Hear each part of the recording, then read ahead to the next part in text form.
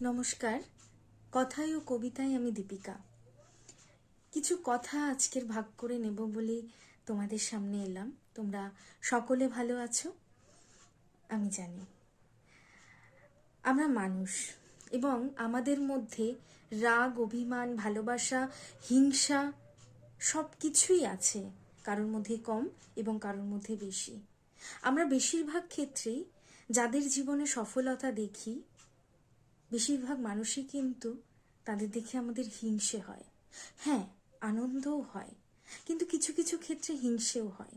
ভেবে দেখবে তো, সেই যখন আমরা হিংসে বিদ্বেষ সেই মনের মধ্যে আমরা পুষে রাখি না, তখন মনটা কোথা থেকে যেন খারাপ হয়ে যায়, বড্ড ভারাক্রান্ত হয়ে যায়, তাই না? তো হিংসে তো মানুষের মধ্যে থাকবেই। ভালোবাসা, হিংসে এই সমস্তটা নিয়ে মানুষের গুণ এবং দোষ।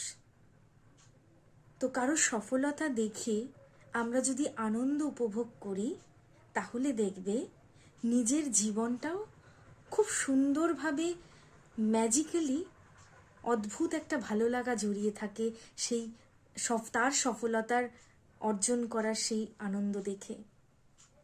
তো হিংসে না করে তাদের সফলতা দেখে নিজেও একটু আনন্দ ভাগ করে নাও।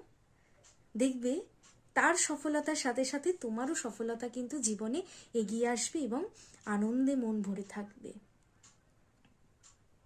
কখনো কারোর ভালো লাগা বা জীবনে সফলতা দেখে হিংসে করো না, আনন্দ করো এবং নিজের মনকেও আনন্দ দাও।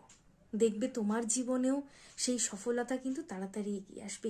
যে যে পথে এগিয়ে যেতে চায় তার নিজস্ব চেষ্টার মাধ্যমে।